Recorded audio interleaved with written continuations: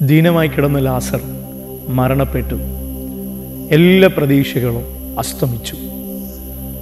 ദിവസങ്ങൾ കഴിഞ്ഞുപോയി. 4-ാമത്തെ ദിവസമായപ്പോൾ യേശു ആ വീട്ടിലേക്ക് വന്നു. പ്രതീക്ഷകൾ അസ്തമിച്ച വീട്, ആഗ്രഹങ്ങളും ആശകളൊക്കെ ഒത്തിരി ഉണ്ടായിരുന്നിട്ടും തകർന്നിരിക്കുന്നൊരു കുടുംബം. പക്ഷേ ബൈബിൾ ഇങ്ങനെ പഠിപ്പിക്കുന്നത്, യേശു ആ വീടിനകത്തേക്കല്ല പോയത്, യേശു പോയത് കല്ലറയുടെ അരികിലേക്കായിരുന്നു. ആ വീടിൻ്റെ അകത്തും പുറത്തുമായി ഒത്തിരി പേരുണ്ടായിരുന്നു. പക്ഷേ അവരെ ആരെയും യേശു ശ്രദ്ധിച്ചില്ല. അവരെ ആരെയും കാണുവാൻ യേശു പോയില്ല. യേശു പോയത് കല്ലറയ്ക്കരികിലേക്കായിരുന്നു.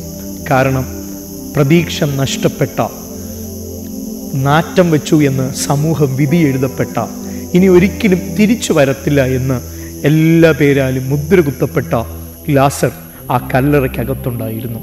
എന്നെ കേൾക്കുന്ന പ്രിയ സഹോദര, യേശു തേടി വന്നത്, യേശു ഓടിച്ചെന്നത് ആ നാറ്റം വെച്ച ലാസറിൻ്റെ അരികിലേക്കായിരുന്നു. നിങ്ങളുടെ ജീവിതത്തിൽ പ്രതീക്ഷകളെല്ലാം നഷ്ടപ്പെട്ടിട്ടുണ്ടെങ്കിൽ, നിങ്ങളുടെ വാതിലുകളെല്ലാം അടഞ്ഞിട്ടുണ്ടെങ്കിൽ, ഇനി ഒരിക്കലും നിങ്ങൾ ഉയരത്തില്ല എന്ന് സമൂഹം നിങ്ങളെ മുദ്ര കുത്തുന്നുണ്ടെങ്കിൽ, ഇന്ന് ഞാൻ നിങ്ങളോട് ഉറപ്പായും പറയാം, യേശു തേടി വരുന്നത് നിങ്ങളുടെ അരികിലേക്കായിരിക്കും. നിങ്ങളുടെ അരികിൽ വന്ന് നിങ്ങളുടെ സാഹചര്യങ്ങളെ മാറ്റി, നിങ്ങളുടെ പ്രതിസന്ധികളെ മാറ്റി, നിങ്ങളെ പുറത്തു കൊണ്ടുവന്ന് നിന്ദിച്ചവരുടെ നടുവിൽ മാനിക്കുവാൻ, തള്ളിക്കളഞ്ഞവരുടെ മുമ്പിൽ നിങ്ങളുടെ തലയുയർത്തുവാൻ ഈ ദൈവം സർവശക്തനാണ്. ദൈവം അത് നിങ്ങൾക്ക് വേണ്ടി ചെയ്യുക തന്നെ ചെയ്യും. ആ കർത്താവിൻ്റെ അത്ഭുതത്തിന് വേണ്ടി പ്രതീക്ഷയോടെ കാത്തിരിക്കുക. God bless you.